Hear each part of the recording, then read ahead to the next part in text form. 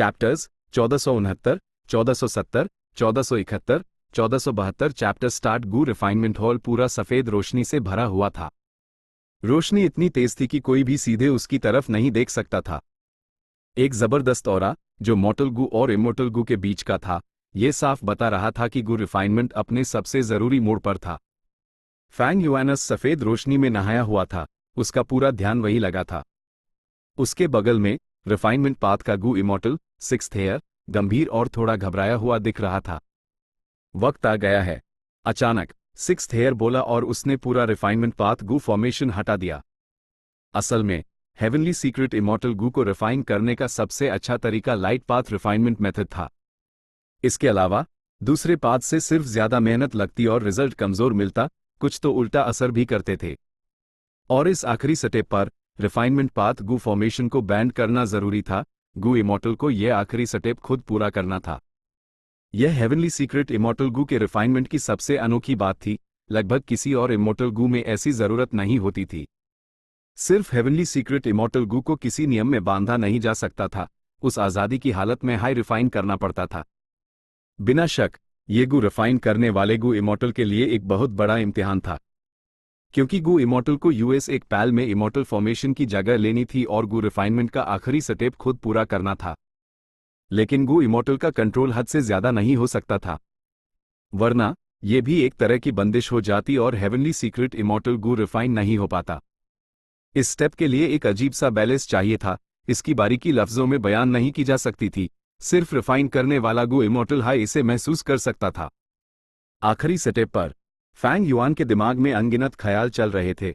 उसने wisdom path methods का इस्तेमाल करके इमॉर्टल फॉर्मेशन का सारा काम बिल्कुल आराम से अपने ऊपर ले लिया। आसपास की सफेद रोशनी अड़ी चौंधिया रही थी, लेकिन फैंग युआन ने उस वापस एक जगह इकट्ठा किया। धीरे धीरे ये रोशनियां फैंग युआन के चारों तरफ एक गोल आकार में बनने लगी। इस बड़े से सर्कल के सेंटर में फैंग युआन था।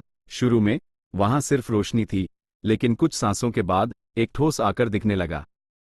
10-12 सांसों के बाद रिफाइनमेंट हॉल की रोशनी नॉर्मल हो गई। वो रिंग पूरी तरह से ठोस बन चुकी थी और एक घर के साइज की थी। उसका रंग सफेद सुनहरा था। रिंग शांति से हवा में तैर रही थी। फैंग युआन उसके बीच में था। सिक्स्थ हेयर ने अपनी सांस रोक ली थी। वो अंदर से बहुत एक्साइटेड महसूस कर रहा था। Refinement path killer move heavenly light ring आखिरकार बन ही गया। लेकिन रैंक 7 हेवनली सीक्रेट इमॉर्टल गू को रिफाइन करने के लिए इससे 7 बार घुमाना होगा। पहला रोटेशन। फैंग युआन ने जैसे ही सोचा, रिंग धीरे धीरे घूमने लगी। ये पहला रोटेशन पूरा होने में 15 मिनट लगे। पहला रोटेशन पूरा हो गया। सिक्स्थ हेयर ने चेन की सांस ली। दूसरा रोटेशन। फैंग युआन की बैंड एयर धीरे धीरे खुली। उसकी यूं से एक गहरी रोशनी निकली और सीधे रिंग की तरफ गई। जो रिंग रुक गई थी, उसकी नजर से फिर से घूमने लगी। इस बार का रोटेशन पहले से तेज था। सिर्फ 7 मिनट में ये घूम चुकी थी। दूसरा रोटेशन भी हो गया। सिक्स्थ हेयर ने अपनी मुठियां भींच ली। तीसरा रोटेशन। फैंग युआन तेजी से सांस ले रहा था। वो अपनी सांस को रेगुलेट करता रहा। ये नॉर्मल सांस नहीं थी, वो एक रिफाइनमेंट पथ किलर मूव का इस्तेमाल कर रहा था। उसकी सांस और रिंग में एक तालमेल बना और वो फिर से घूमने लगी। इस बार रोटेशन और भी तेज था, एक पाल में ही पूरा हो गया। तीसरा रोटेशन भी हो गया। सिक्स्थ हेयर का दिल जोरों से धड़क रहा था। चौथा रोटेशन। फैंग युआन ने अपना मुंह खोला और गुनगुनाने लगा। उसकी आवाज के असर से रिंग तेजी से घूमने लगी। जल्द ही चौथा रोटेशन भी पूरा हो गया। हम 7 रोटेशंस में से आधे से ज्यादा पार कर चुके हैं। लेकिन अब यह और भी मुश्किल होगा, क्योंकि रिंग्स अब और भी तेजी से घूमेंगे। उन्हें कंट्रोल करना आसान नहीं होगा। सिक्स्थ हेयर ऐप पसीने से तरबतर था। चौथे रोटेशन के बाद फैंग युआन ने लापरवाही से आगे नहीं बढ़ा। उसने थोड़ा आराम किया और फिर रिंग को घूमने के लिए अपने रिफाइनमेंट पाथ किलर मूव का इस्तेमाल किया। पांचवां रोटेशन। फैंग युआन के हाथ नीचे लटके हुए थे, लेकिन इस पल उसने धीरे धीरे अपने हाथ उठाए, जैसे उसके हाथों से 2 पहाड़ बंधे हों। फैंग युआन ने उन्हें धीरे धीरे उठाया, जैसे वो कोई बहुत भारी चीज उठा रहा हो। रिंग अपने आप घूमने लगी, लेकिन ये पहले से अलग था। घूमते घूमते वो ऊपर भी उठने लगी। वो जमीन से दूर और दूर होती गई। जब वो फैंग युआन के कंधे तक पहुंची, तो अचानक से रुक गई। अरे नहीं! सिक्स्थ हेयर का चेहरा बदल गया, क्योंकि रिंग अपने आप फट गई। बूम! एक बड़ा धमाका हुआ जिसे रिफाइनमेंट हॉल ने रोक लिया, इससे पहले कि कोई बड़ा नुकसान होता। लेकिन फैंग युआन जो बीच में था, उस पर धमाके का पूरा असर हुआ। फफ! फैंग युआन का चेहरा पीला पड़ गया, उसने एक मुंह खून थूक दिया। बुरी तरह जख्मी। Immortal Gu man as before. Fang Yuan ने तुरंत इस इमॉर्टल गू को एक्टिवेट किया, उसके हमेशा काम आने वाले मेथड ने अपना असर दिखाना शुरू कर दिया। फैंग युआन के गहरे घाव हल्के हो गए, लेकिन वो पूरी तरह ठीक नहीं हुआ था। Fang Yuan rank 7 heavenly secret refine करते हुए जख्मी हुआ था। भले high rank 6 man as before कुछ काम आया, लेकिन उसका टाइम पाथ इफेक्ट उसके घावों को पूरी तरह से मिटा नहीं सका। फैंग युआन के इस बार के जख्म मामूली नहीं थे। हेवनली सीक्रेट इमॉर्टल गू का रिफाइनमेंट फेल हो गया। ये पहली बार नहीं था। पिछले कई बार 6th हेयर रिफाइनमेंट के बीच में ही फेल हो गया था। इस बार वो आखिर तक पहुंचे, लेकिन फैंग युआन ने खुद करके भी फेल हो गया। एकदम से फैंग युआन और 6th हेयर दोनों के चेहरे उतर गए। फैंग युआन ने इसके लिए बहुत प्रैक्टिस की थी। गू रिफाइनमेंट से पहले उसने कई लक पाथ मेथड्स का इस्तेमाल किया था, लेकिन फिर भी वो सफल नहीं हुआ। गू रिफाइनमेंट ऐसा ही था, सफल होना आसान नहीं था। भले ही कोई इसमें कितना भी इन्वेस्ट कर दे, हो सकता है उन्हें कुछ भी ना मिले, उनकी सारी कोशिशें बेकार चली जाएं। और सबसे इंपॉर्टेंट, फैंग युआन की कैलामिटीज और ट्रिब्यूलेशंस आने ही वाली थी। अगर उसने वक्त रहते हेवनली सीक्रेट रिफाइन नहीं किया, तो फैंग युआन ट्रिब्यूलेशन से पहले ये नहीं कर पाएगा। बहुत अफसोस की बात है। 6th हेयर ने आह भरी। फिक्र मत करो, हेवनली सीक्रेट के बिना भी मुझे पूरा यकीन है कि मैं पार कर जाऊंगा। फैंग युआन ने हाथ हिलाया, उसका दिमाग एक पाल में वापस नॉर्मल हो गया था। कुछ दिनों बाद Fang Yuan teleportation immortal formation का इस्तेमाल करके एक सुनसान इलाके में आया और अपनी ट्रिब्यूलेशन से गुजरने लगा। अपना इमॉर्टल एपर्चर रखते हुए उसने इमॉर्टल एपर्चर का दरवाजा खोला। Whoosh whoosh whoosh! Haven and अर्थ की एक बड़ी मात्र झरने की तरह अंदर आई, सॉवरन इमॉर्टल एपर्चर को भरने लगी। ये नज़ारा इतना शानदार था कि यंग वूजी और बाकी सब हैरान रह गए। इस बार ये सुनिश्चित करने के लिए कि ट्रिब्यूलेशन बिना किसी रुकावट के हो जाए, फैंग युआन शैडो सेक्ट के इमॉर्टल्स को साथ लाया था। बाइनिंग बिंग भी यहाँ थी, जबकि जूअर लैंग या ब्लेस्ड लैंड के अंदर थी। फैंग युआन को जूअर पर भरोसा नहीं था। जहां तक बाकियों की बात है, वो पहले भी सॉवरन इमॉर्टल एपर्चर में आ चुके थे। जब फैंग युआन ट्रिब्यूलेशन से गुजरता, वो उसकी मदद कर सकते थे। जब दूसरे गू इमॉर्टल्स यहां आकर यूएस पर हमला करने की कोशिश करते, तो वो बाहर जाकर अन दुश्मनों को रोक सकते थे। ये थी ह्यूमन कैलेमिटी। जब फैंग युआन ट्रिब्यूलेशन से गुजरता, तो हेवंस विल को उसकी खबर लग जाती। इसका कोई इलाज नहीं था। हेवंस विल ने फैंग युआन को खत्म करने के लिए हर मुमकिन कोशिश की। वो साजिश जरूर रचेगी और कुछ समय बाद उसकी ह्यूमन कैलेमिटी सामने आ जाएगी। जब तक हम इसे खुद ना देखें, इस पर यकीन करना बिल्कुल मुश्किल है कि एक इंसान का इमॉर्टल एपर्चर एक साथ इतनी ज्यादा हेवन एंड अर्थ ची अब्सॉर्ब कर सकता है। सॉवरन इमॉर्टल एपर्चर, ये बहुत ज्यादा पावरफुल है। मुझे लगता है कि रैंक 9 वेनरेबल्स भी हेवन एंड अर्थ ची अब्सॉर्ब करते वक्त ऐसा नज़ारा नहीं बनाते होंगे। शैडो सेक्ट के इमॉर्टल्स आपस में बात कर रहे थे और तारीफ कर रहे थे। बाइनिंग बिंग ने HMPH किया, उसकी निगाहों में एक अनिश्चित सी चमक थी। वो मन ही मन हैरान थी, लेकिन उसने कहा, तुम लोग रैंक 9 वेनरेबल्स को कम समझ रहे हो। भले ही मैंने कभी रैंक 9 इमॉर्टल एपर्चर को हेवन एंड अर्थ ची अब्सॉर्ब करते नहीं देखा, लेकिन बाइशियांग का ट्रू इनहेरिटेंस मिलने के बाद मुझे पता चला कि जब बाइशियांग ने अपना इमॉर्टल एपर्चर रखा था, टैब हेवन एंड अर्थ की का अब्सॉर्प्शन इससे कहीं ज्यादा बड़ा था। यिंगवू जी ने बाइनिंग बिंग को साफ नजरों से देखा। बाइशियांग रैंक 8 था, उसके पास रैंक 8 ग्रोटो हेवन था। फैंग युआन अभी सिर्फ रैंक 7 है, उसके पास सिर्फ रैंक 7 ब्लेस्ड लैंड है।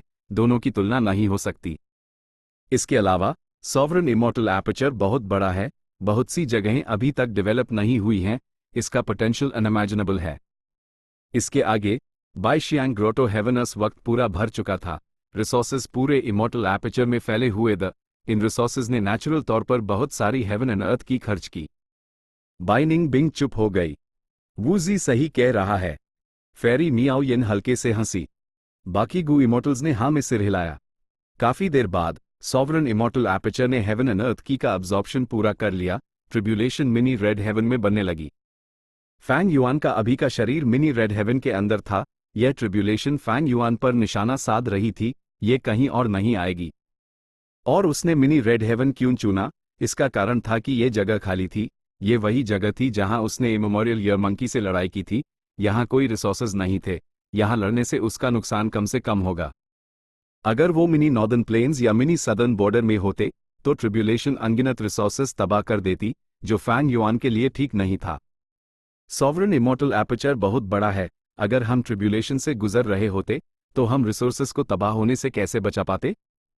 लेकिन सॉवरन इमॉर्टल एपर्चर के अंदर ट्रिब्यूलेशन पूरे मिनी रेड हेवन को भी कवर नहीं कर सकती। हे लुलैन ने तारीफ भरे लहजे में आ भरी। मेरे शैडो सेक्ट ने 1 लाख साल तक रिसोर्सेज जमा किए, तब जाकर सॉवरन इमॉर्टल फीटस गू रिफाइन किया। ऑफ कोर्स यह एक्स्ट्रॉर्डिनरी है। यिंग वूजी ने ठंडी सांस लेते हुए गर्व से कहा। अफसोस की बात है कि सब कुछ फैंग युआन को मिल गया। बाइनिंग बिंग ने आराम से कहा, जिससे यंग वूजी गुस्से में उस घूरने लगा। क्या? मैंने कुछ गलत कहा क्या? बाइनिंग बिंग निडर थी। उसने यंग वूजी को यूके सेट हुए देखा, अपनी बात का बचाव करते हुए। यिंग वूजी ने गहरी सांस ली। उसने अपना सिर दूसरी तरफ घुमा लिया। तो क्या हुआ अगर सॉवरन इमॉर्टल फीटस गू लॉर्ड फैंग युआन ने इस्तेमाल किया? वो शैडो सेक्ट के लीडर हैं, वो हमारे साथ एक ही कश्ती में सवार हैं। हा हा हा। बाइनिंग बिंग ने मजाक यू डेट हुए हंसी। यिंग वूजी ने यूज अग्नो किया और नई बन रही ट्रिब्यूलेशन को घूरने लगा। देखते ही देखते फैंग युआन के चारों तरफ एक घना जहरीला कोहरा छा गया।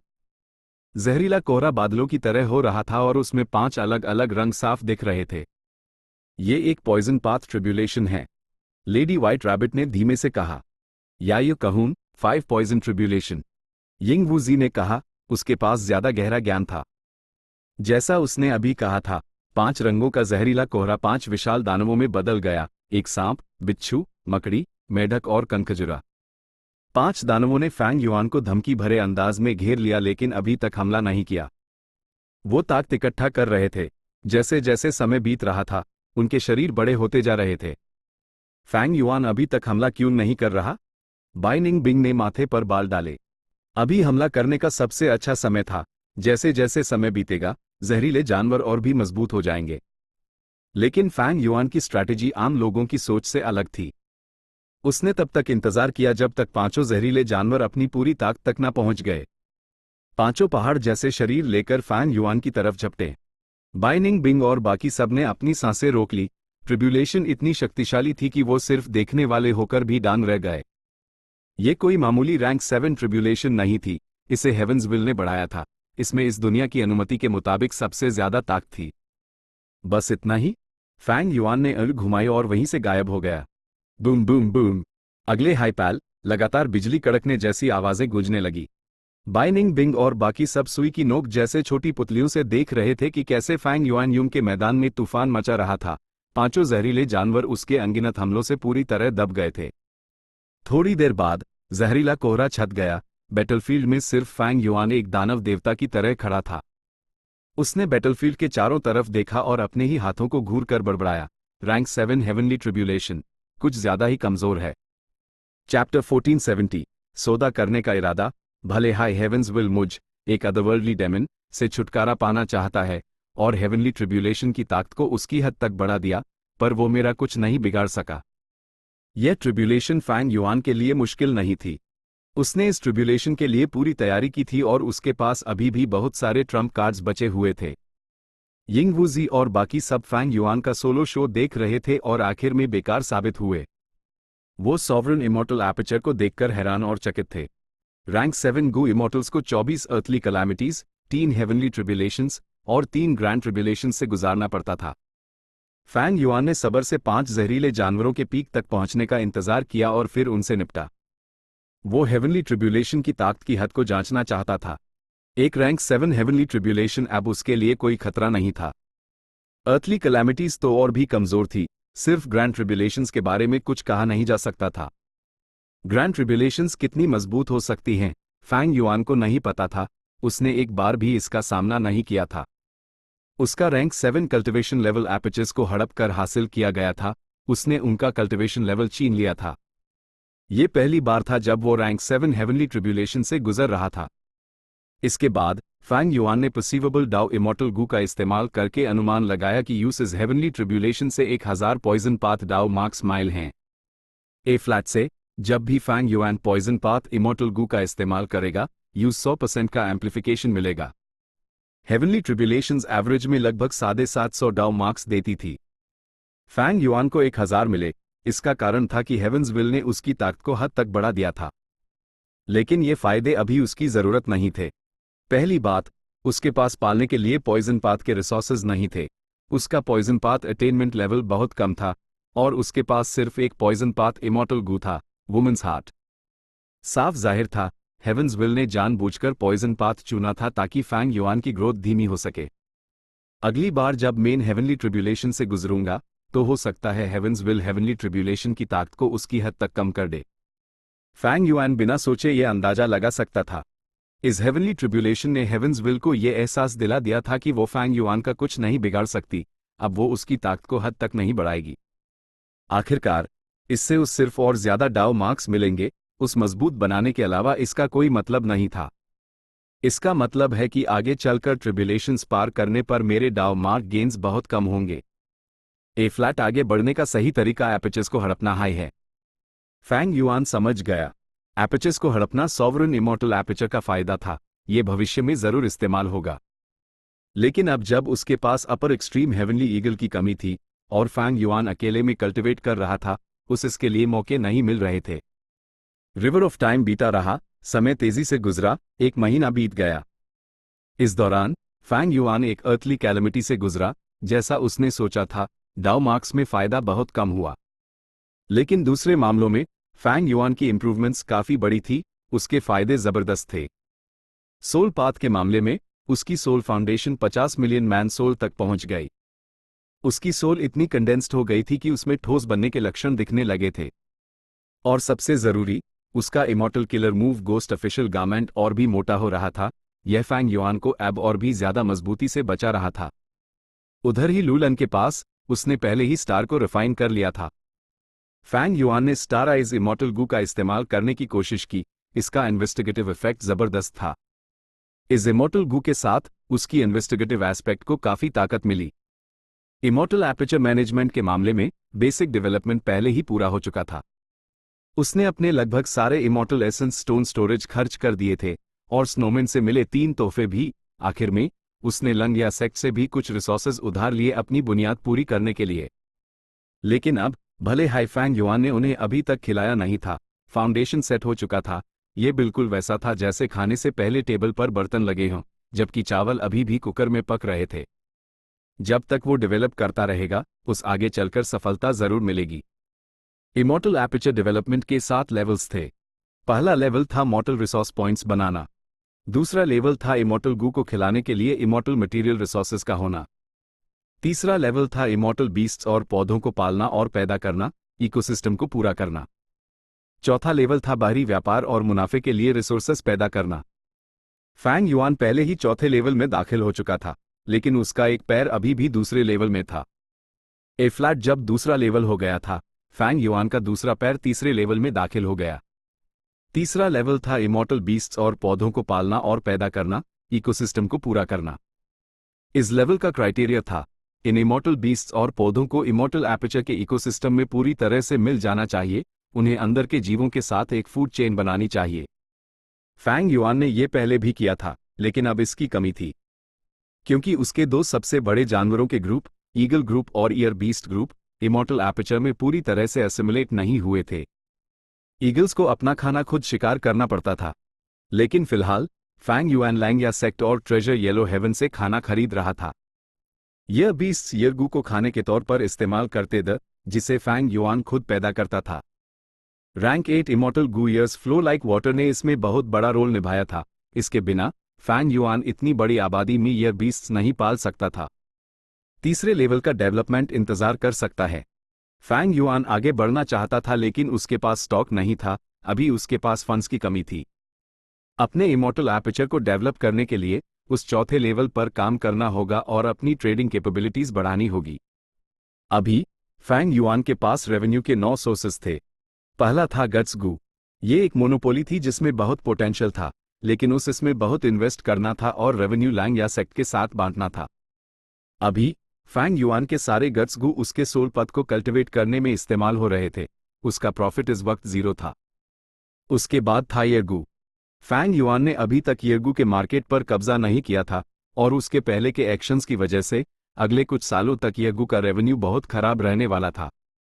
लेकिन इसमें कोई शक नहीं था, येर्गू का मार्केट पोटेंशियल में बहुत बड़ा था क्योंकि फैंग युआन के पास रैंक 8 इमॉर्टल गू ईयर्स फ्लो लाइक वाटर था। यह इमॉर्टल गू नॉर्दर्न प्लेन्स के टाइम पाथ ग्रेट एक्सपर्ट हे फैन ने बनाया था। यह रैंक 8 में एक टॉप टियर इमॉर्टल गू था। न सिर्फ ये इस्तेमाल करना आसान था, बल्कि इसका मालिक होने का मतलब था कि कम लागत पर येर्गू की एक स्टेडी सप्लाई मिलती रहेगी। लेकिन इसकी कमजोरियां भी थी। यह इमोरियल ईयर बीस्ट्स को इमॉर्टल एपर्चर में तबाही मचाने के लिए आकर्षित करता था। Airs flow like water immortal Gu बनाने के बाद ही फैन ने इस प्रॉब्लम को सॉल्व करने की कोशिश की। लेकिन बदकिस्मती से एक टाइम पाथ ग्रेट एक्सपर्ट होने के कारण वो दूसरे एस्पेक्ट्स में उतना माहिर नहीं था। उसके पास फॉर्ट्यूटस एनकाउंटर्स की भी कमी थी। अगर उसके पास फैंग युआन जैसा 180 स्लेव्स किलर मूव होता तो वो इस प्रॉब्लम को सॉल्व कर लेता। और तीसरी बात, उसकी उम्र सीमित थी। उसने immemorial year beast fishing formation को फ्लड डिस्चार्ज फॉर्मेशन के रूप में इस्तेमाल करके प्रॉब्लम सॉल्व करना शुरू कर दिया था, लेकिन उनके इस्तेमाल से पहले ही उसकी उम्र पूरी हो गई। इस तरह airs flow like water immortal Gu अपने बनाने वाले के हाथों में चमक नहीं सका। जब ये फैंग युआन के हाथों में आया तब इसका अद्भुत असर आखिरकार इस्तेमाल हुआ। फैंग युआन भी जब ये सोचता तो आ भरता। ये सचमुच जिंदगी के उतार चढ़ाव थे। येर्गू के बाद ड्रैगनफिश और रिग्रेटफुल स्पाइडर के रिसोर्स पॉइंट्स तक वो सॉवरन इमॉर्टल एपर्चर के ड्रैगन स्केल सी एरिया और कॉइलिंग थ्रेड केव में थे। इस वक्त सदर्न बॉर्डर में फैंग युआन ने उन्हें डेवलप करने के लिए वो क्लैन की ताकत इस्तेमाल करने का सोचा था। ये एक बहुत बड़ी कोशिश थी। लेकिन अब ड्रैगनफिश का बिजनेस बुरी तरह से प्रभावित था, क्योंकि फैंग युआन के वू ये है कि भेस में होने का राज खुल गया था और उसका ड्रैगनफिश बिजनेस वू क्लैन के नेटवर्क के जरिए होता था। उसके मेन टारगेट सदर्न बॉर्डर के राइचस पाथ फोर्सेस थे। उसके एक्सपोज होने के बाद ये बिजनेस नेचुरल तौर पर बैंड हो गया। इसलिए अब रिग्रेटफुल स्पाइडर्स फैंग युआन का सबसे बड़ा रेवेन्यू सोर्स बन गए थे। मुख्य खरीदार वेस्टर्न डेजर्ट का सीओ क्लैन था। उनके साथ रिश्ता और भी मजबूत हो रहा था। ड्रैगनफिश और रिग्रेटफुल स्पाइडर के बाद airy fire dragon python, star path resources की एक series, star dart Gu, star fragment grass और भी स्पिरिट स्नेक्स, स्नो मॉन्स्टर्स और लाइट शाइन फंगी थे। एरी फायर ड्रैगन पाइथन का बिजनेस टैब शुरू हुआ जब फैंग युआन को इंपीरियल कोर्ट ब्लेस्ड लैंड में कुछ मिले। उसके बाद उसने ही ट्राइब के यूनिक पालने के तरीके का इस्तेमाल करके उन्हें स्केल तक डेवलप किया। प्रोडक्शन ना ज्यादा बड़ा था ना छोटा। ये ड्रैगनफिश और रिग्रेटफुल स्पाइडर से कम था। उसके star path resources star lord Wan Xiang से विरासत में माइल्डर। उसने अन पर बिल्कुल भी ध्यान नहीं दिया था। कारण साफ था, वो कम इंपॉर्टेंट होते जा रहे थे क्योंकि उसके ज्यादा रिसोर्सेज बड़े स्केल पर थे। और ये एक रैंक 6 गू इमॉर्टल से हासिल किया गया था। इसका शुरुआती स्केल भी बड़ा नहीं था। स्पिरिट स्नेक्स भी लगभग स्टार पाथ रिसोर्सेज जैसे हाइदर वो ही डोंग ब्लेस्ड लैंड से आए थे जिसे फैंग युआन ने हड़प लिया था। उसने इसे जानबूझकर डेवलप नहीं किया था। आखिर में स्नो मॉन्स्टर्स और light shine fungus future projects थे। पहला आइस पाथ क्रिस्टल एसेंस का इस्तेमाल करके मिनी नॉर्दर्न प्लेन्स के एनवायरनमेंट को मॉडिफाई करने के लिए था, जबकि दूसरा अब बहुत इंपॉर्टेंट था और बेचा नहीं जा सकता था। कुल मिलाकर फैंग युआन की बिजनेस सिचुएशन कुछ खास अच्छी नहीं थी। गट्स गू से कोई प्रॉफिट नहीं था। ड्रैगनफिश बुरी तरह से प्रभावित था और कमाई ना के बराबर थी। भले हाई रिग्रेटफुल स्पाइडर्स पहले जैसे थे, पर वो अकेले उसकी हालत नहीं संभाल सकते थे। बाकी बचे airy fire dragon pythons, star path resources और spirit snakes rank 6 Gu immortals के लिए इंपॉर्टेंट थे, लेकिन फैंग युआन के लिए वो बहुत छोटे स्केल पर थे। ये तीनों और रिग्रेटफुल स्पाइडर बिजनेस मिलकर मुश्किल से फैंग युआन को अपने फाइनेंस मेंटेन करने में मदद कर रहे थे। और आखिर में स्नो मॉन्स्टर्स और लाइट शाइन फंगी बिजनेसेस के लिए पहले वाले को अभी और इन्वेस्टमेंट की जरूरत थी, जबकि दूसरे को पहले साइज में बढ़ाना जरूरी था। ये गू से पहले का प्रॉफिट खत्म हो चुका था। इस हालत में फैंग युआन को अपने दूसरे बिजनेसेस को तुरंत प्रमोट करने की जरूरत थी। उसके पास बहुत सारे रिसोर्सेज दी। भले ही उसने बेसिक डेवलपमेंट पूरा कर लिया था, इमॉर्टल एपर्चर का डेवलपमेंट सिर्फ 3% से 4% तक ही गया था। लेकिन चाहे वो इमॉर्टल एपर्चर का डेवलपमेंट हो, किलर मूव्स को मॉडिफाई करना हो या सोल पाथ कल्टिवेशन, यूज इन सब में और भी ज्यादा रिसोर्सेज इन्वेस्ट करने की जरूरत थी। और बेहतर होने या अपनी कमाई बढ़ाने के लिए यूज कैपिटल लगाना पड़ता। जितना ज्यादा वो लगाता उतनी तेजी से उसकी ग्रोथ होती। और फैंग युआन के लिए उसके पास बेशुमार इनहेरिटेंसेस दी, उसके पास रिसोर्सेज पैदा करने के अनगिनत तरीके थे, यहां तक कि उसके पास कई यूनिक टेक्निक्स भी थी, ऑप्शंस बहुत ज्यादा थे। और इनमें से कौन सा सबसे सूटेबल और मददगार ऑप्शन था? फैंग युआन गहरी सोच में डूब गया। चैप्टर 1471, स्प्लिट सोल लैंग या ब्लेस्ड लैंड, एक क्लाउड सिटी के गुप्त कमरे के अंदर। फैंग युआन की सोल उसके जिस्म से बाहर आ गई। उसकी सोल पहले से कहीं ज्यादा मजबूत हो चुकी थी, वो अब 70 मिलियन मैन सोल लेवल पर था। फैंग युआन ने अपने गट्स गू के प्रॉफिट्स की कुर्बानी दी और यंग वूजी और बाकी सबको सोल्स फार्म करने में लगा दिया। उसने 2 ऐसे secluded domains of heaven and earth का इस्तेमाल किया जो सोल पाथ कल्टिवेट करने में माहिर थे। जाहिर है, उसकी इंप्रूवमेंट एक रॉकेट की तरह हैरान कर देने वाली स्पीड से हुई। मेन 100 मिलियन मैन सोल से सिर्फ 30 मिलियन मैन सोल दूर हूं। फैंग युआन ने अपनी सोल का आकलन किया। वो एकदम साफ और जिंदा लग रही थी, उसका चेहरा नफीस था, जिस्म का साइज नॉर्मल था। सोल के अंदर से एक ऐसी रोशनी निकल रही थी जिसे देखकर महसूस होता था कि वो ठोस और शुद्ध है। Rank 9 killer move ghostly concealment एक रेशम के अंदरूनी लिबास की तरह उसकी सोल से चिपका हुआ था, और उसके ऊपर गोस्ट ऑफिशियल गारमेंट की एक परत थी। Modified immortal killer move ghost official garment में रैंक 7 चेंज सोल इमॉर्टल गू और रैंक 6 क्लेंस सोल इमॉर्टल गू कोर के तौर पर इस्तेमाल हुए थे। पहले ये सिर्फ एक ढीला सा शर्ट था। आस्तीनें लंबी थी और उसके पैरों तक जाती थी, शर्ट बहुत पतली थी। लेकिन जैसे जैसे उसकी सोल फाउंडेशन बढ़ती गई, यह गोस्ट ऑफिशियल गारमेंट मोटा होता चला गया। ए फ्लैट यूज देखकर लगता था कि इस गोस्ट ऑफिशियल गारमेंट ने अपना रूप बदल लिया है। ना सिर्फ उसका ढीला शर्ट एक मार्शल यूनिफॉर्म में बदल गया था, बल्कि शर्ट के ऊपर एक बैटल आर्मर भी था, जो एक शानदार मंजर पेश कर रहा था। ये था रैंक 7 गोस्ट ऑफिशियल गारमेंट का असली रूप, गोस्ट जनरल गारमेंट। पहले गोस्टली कंसीलमेंट की परत की वजह से गोस्ट ऑफिशियल गारमेंट और उसकी सोल का कनेक्शन कमजोर हो गया था, और वो रैंक 6 लेवल का गोस्ट सोल्जर गारमेंट बन गया था। लेकिन अब जब उसकी सोल फाउंडेशन कई गुना बढ़ गई थी, उसने अपनी रैंक 7 की ताकत वापस हासिल कर ली थी। लेकिन मैं अभी भी असली गोस्ट जनरल गारमेंट से थोड़ा दूर हूं। फैंग युआन ने अपनी पीठ की तरफ देखा। गोस्ट जनरल गारमेंट के पूरे रूप में न सिर्फ मार्शल यूनिफॉर्म था, बल्कि उसकी पीठ पर 3 जंग के झंडे भी थे। ये झंडे अभी साफ नहीं दिख रहे थे, लेकिन फैंग युआन का आज का कल्टिवेशन सेशन सिर्फ अपने सोल पथ की तरक्की देखने के लिए नहीं था।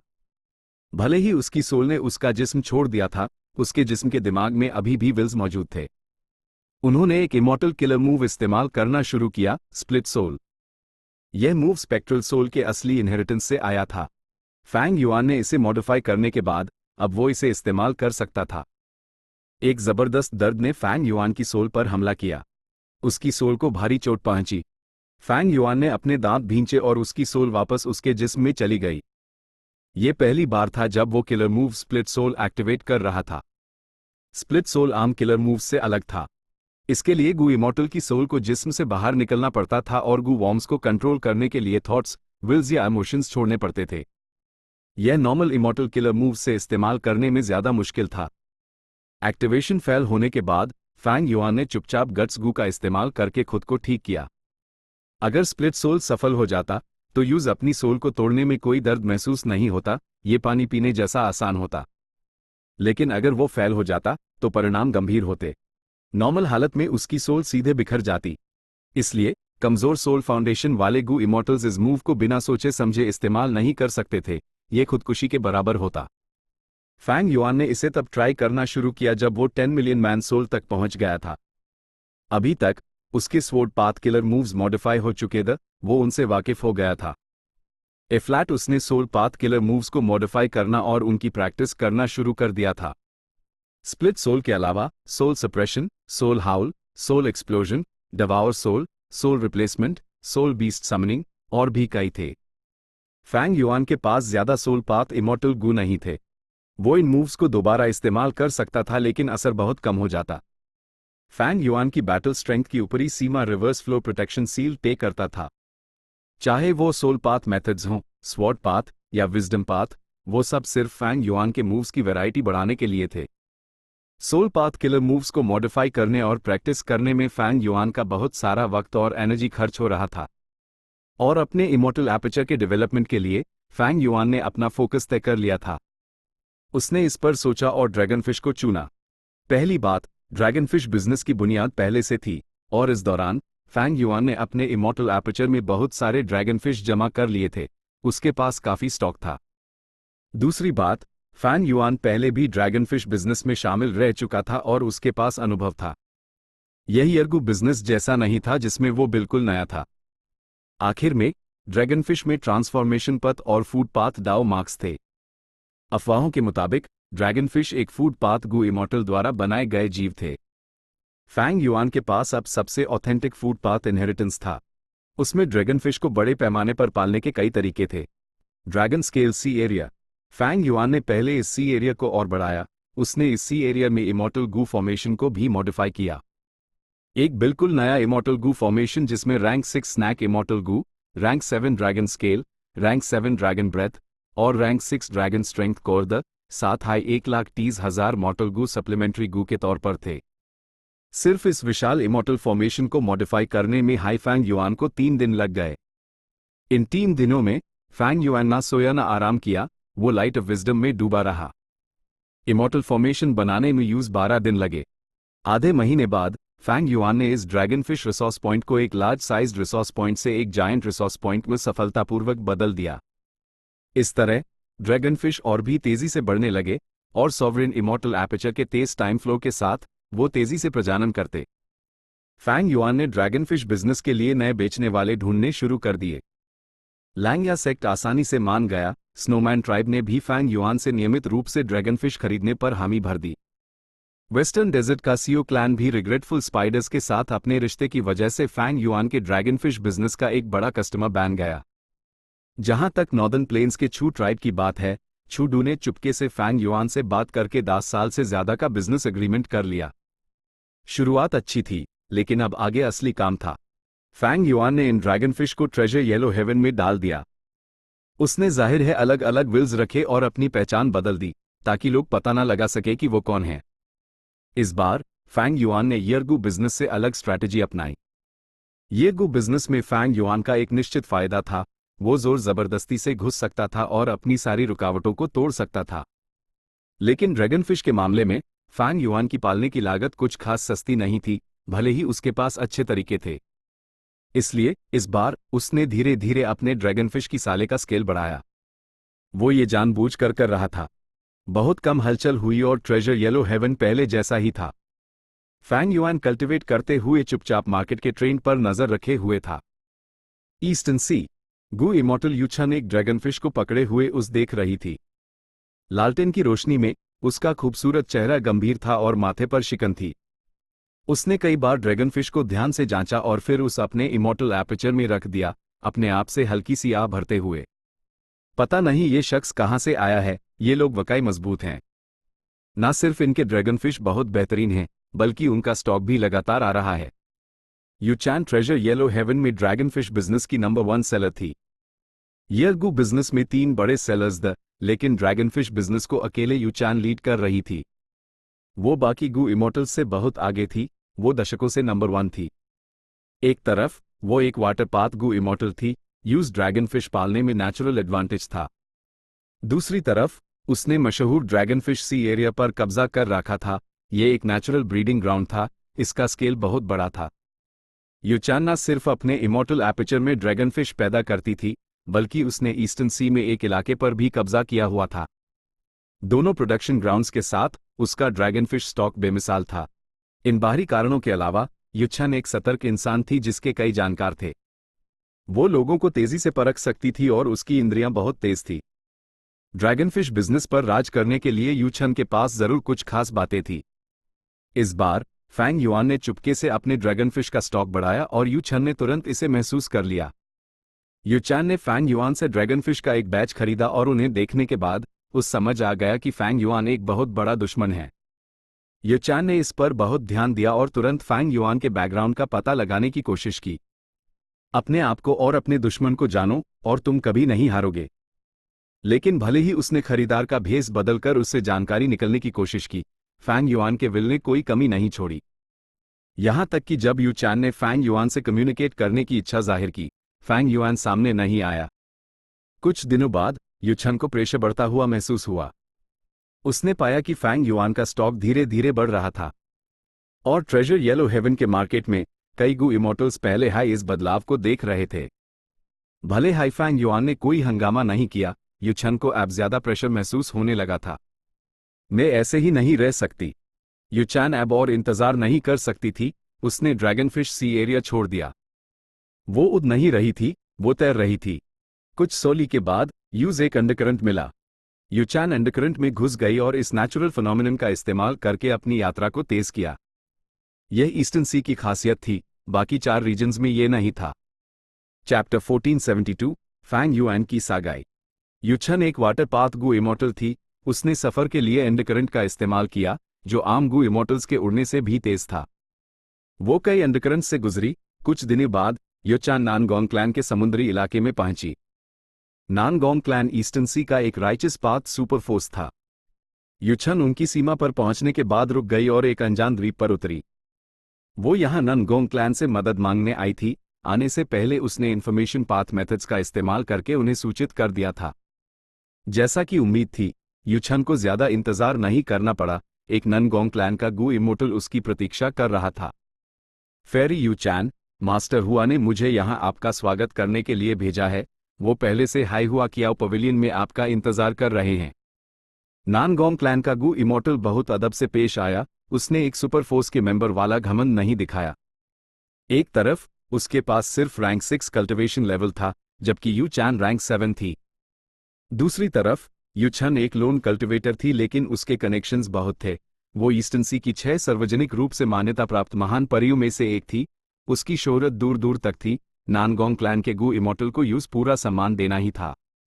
शुक्रिया।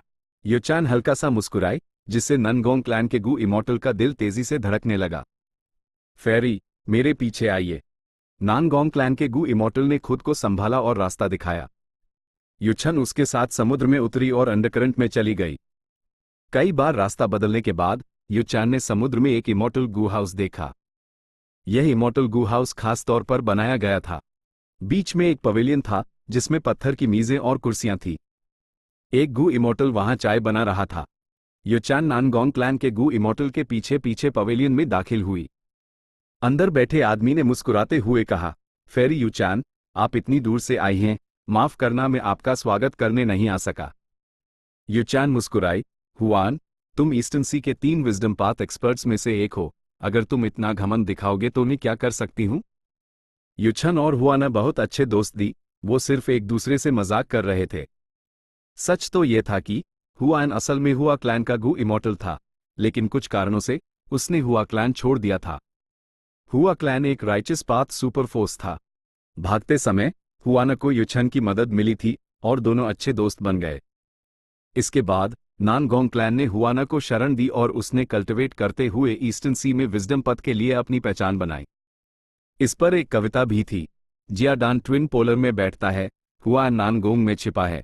एक ड्रैगन हेड टॉर्टस भी है, जो एडवर्सिटी सी के अंदर रहता है। दूसरी पंक्ति उसके बारे में थी, हुआन, भले ही हुआन नानगोंग क्लैन में था, उस हमेशा हुआ क्लैन से खतरा रहता था। उसने उनके कई सुइकस्त के प्रयासों का सामना किया था। इसलिए वो आमतौर पर नानगोंग क्लैन के हेडक्वार्टर्स के अंदर ही रहता था और बाहर कम ही निकलता था। एफ्लैट जब वो युचान से मिलने का खतरा उठा कर आया था, ये उसकी सच्चाई दिखा रहा था। युचान हुआना की परेशानियों के बारे में जानती थी। वो उसके मिलने से खुश थी, उस थोड़ी खुशी भी महसूस हो रही थी। हुआन हंसा और फिर इशारा किया, फेरी, बैठिए। युचान ने कोई तकल्लुफ नहीं किया। वो बैठ गई और चाय पीने लगी। फिर आ भरते हुए बोली, चाय अच्छी है, लेकिन मेरा दिल चिंताओं से भरा है। मैं इसका पूरा लुत्फ नहीं उठा सकती। हुआन ने सिर हिलाया, मुझे विस्तार से बताइए, फेरी, मैं आपके लिए प्लान बनाने और आपकी चिंताओं को दूर करने की पूरी कोशिश करूंगा। युचान चाय पी रही थी, जबकि फैंग युआन शराब पी रहा था। वो कोई आम शराब नहीं पी रहा था, ये सगाई की शराब थी। और ये सगाई की शराब किसी और की नहीं, बल्कि उसकी अपनी थी। मुबारक हो लॉर्ड फैंग युआन और फेरी जुआ, ये सचमुच कमाल की बात है कि आप दोनों प्रेमी एक हो गए। हा हा हा। बिंग जुओ जोर से हंसा और बोलते हुए टोस्ट किया। फैंग युआन मुस्कुराया और जवाब में अपना कप उठाया। उसने आसपास देखा। इस हॉल में 2 या 3 दावत की मेजें थी, सभी गु इमोर्टल्स से भरी हुई थी। उनमें से ज्यादातर वेरिएंट ह्यूमन गु इमोर्टल्स थे। वहां स्नोमैन, हेरीमैन, इंकमैन और रॉकमैन थे। उनके अलावा फैंग युआन के नेतृत्व में शैडो सेक्ट के सदस्य थे। बाई निंगबिंग उनमें से नहीं थी। फैंग युआन के पास रैंक 8 बैटल स्ट्रेंथ थी, ये उसकी सगाई की रस्म थी। Northern plains variant human alliance में उसका एक अहम दर्जा था, लगभग उनके सभी गू इमॉर्टल्स शामिल हुए थे। स्नोमैन गू इमॉर्टल्स जश्न माना रहे थे, जबकि रॉकमैन गू इमॉर्टल्स के चेहरे पर सख्ती थी। ये सगाई की रस्म स्नोमैन ट्राइब के लिए एक अच्छी बात थी, लेकिन रॉकमे के लिए, अपने पड़ोसी को, जिसे उन्होंने दबाकर रखा था, रैंक 8 बैटल स्ट्रेंथ हासिल करते देखना एक बहुत बड़ा बुरा सपना था। एल्डर बिंग युआन, आपने सचमुच कुछ कमाल का काम किया है। मैं सच में प्रभावित हूं, बहुत बहुत प्रभावित हूं। दावत में रॉकमैन के पहले सुप्रीम एल्डर शी जोंग ने गंभीर लहजे में बिंग युआन से कहा। बिंग युआन जू की दादी थी। उसने हाईफैंग युआन से शादी की पहल और योजना बनाई थी, और अब उन्हें आखिरकार कुछ नतीजे दिखने लगे थे। ये मेरी पोती की किस्मत है। सच कहूं तो हमारा ट्राइब हाई इस लायक नहीं है। बिंग युआन ने शी जोंग के तंज को नजरअंदाज करने का नाटक किया और मैं टेबल की तरफ देखते हुए जवाब दिया। वहां फैंग युआन मुख्य कुर्सी पर बैठा था, जूर उसके बिल्कुल पास बैठी थी, चेहरे पर एक बेचैनी थी। बिंग युआन ने भरी। वो बाहर से भले ही शानदार लग रही थी, लेकिन अंदर से चिंतित थी। ये वो शादी नहीं थी जो वो चाहती थी, ये सिर्फ एक सगाई की रस्म थी। बिंग युआन फैंग युआन की चतुराई को पूरी तरह महसूस कर सकती थी। सिर्फ इस सगाई की रस्म के लिए हाई स्नोमैन को भारी कीमत चुकानी पड़ी थी। ये उसकी फैंग युआन के साथ नेगोशिएशन थी। कई मुश्किल बातचीत के बाद आखिरकार वो इस नतीजे पर पहुंचे थे। दोनों तरफ ने थोड़ा समझौता किया। फैंग युआन को रिसोर्सेस का एक नया बैच मिला, और स्नोमैन आखिरकार फैंग युआन के अधिकार का फायदा उठा सकते थे। लेकिन इस फैंग युआन को हम में से एक बनाने के लिए ऐसा इंसान, क्या मैंने सही किया? बिंग युआन फैंग युआन के साथ हुई अपनी चर्चा के बारे में सोचते हुए इस पूरी चीज पर शक करने लगी। लेकिन ऊपर से बिंग युआन ने कोई भावना नहीं दिखाई। वो मुस्कुराई और दावत में घुल मिल गई। माहौल बहुत अच्छा था। ईस्टर्न सी हुआन के चेहरे पर शर्मिंदगी थी जब उसने यू चैन से कहा, फेरी, मैंने आपको निराश किया। मैं इस व्यक्ति के बैकग्राउंड का पता नहीं लगा सका। यहां तक कि आप मास्टर हुआ भी नहीं कर पाए। यू चैन को बहुत हैरानी हुई। हुआन का चेहरा गंभीर था। पहली बात, सिर्फ ड्रैगनफिश के सुरागों से पता लगाना मुश्किल है। दूसरी बात, इस व्यक्ति के पास खुद को छिपाने के लिए एक किलर मूव है जो विजडम पाथ डिडक्शंस का विरोध करता है। यू चैन ने यह सुना और भी सतर्क हो गई। दूसरी पार्टी के पास डिडक्शन से बचने के लिए विजडम पाथ मेथड्स लेकिन उसके पास नहीं थे। दुश्मन के पास थे पर उसके पास नहीं, या तो वो तैयारी के साथ आए या उनके पीछे कोई फोर्स थी। चाहे जो भी हो, इससे पता चलता था कि दुश्मन बहुत शक्तिशाली था। कहीं ऐसा तो नहीं कि दूसरी पार्टी की विजडम पाथ अटेनमेंट आपसे भी ज्यादा है? आप ईस्टर्न सी के 3 सबसे बड़े विजडम पाथ एक्सपर्ट्स में से एक हैं, आप पता नहीं लगा पाए? यू चैन हार मानने को तैयार नहीं थी। फेरी, आप गलत समझ रही हैं, विजडम पाथ वाटर पाथ से अलग है। इस सीन में ये एक नदी की तरह है। दुश्मन ने सबसे संकरे हिस्से पर एक बांध बना दिया है। नदी कितनी भी चौड़ी क्यों ना हो, इस बांध के बाद पानी उथला और धीमा हो जाएगा। हम विजडम पाथ गू इमॉर्टल्स गहरी नदियों में बड़ी लहरें पैदा कर सकते हैं, लेकिन इस महत्वपूर्ण बांध के बाद हम अपनी कोई भी क्षमता इस्तेमाल नहीं कर सकते। मेहनत का फल नहीं मिलता। हुआन ने धीरज से समझाया, ये सोचते हुए कि यू चैन एक वाटर पाथ कल्टिवेटर है। उसने पानी का उपमा दी। सिर्फ में ही नहीं, कोई भी दूसरा विजडम पाथ गू इमॉर्टल डिडक्शन में सफल नहीं होगा जब तक वो इस सुरक्षा की परत को तोड़ ना दे।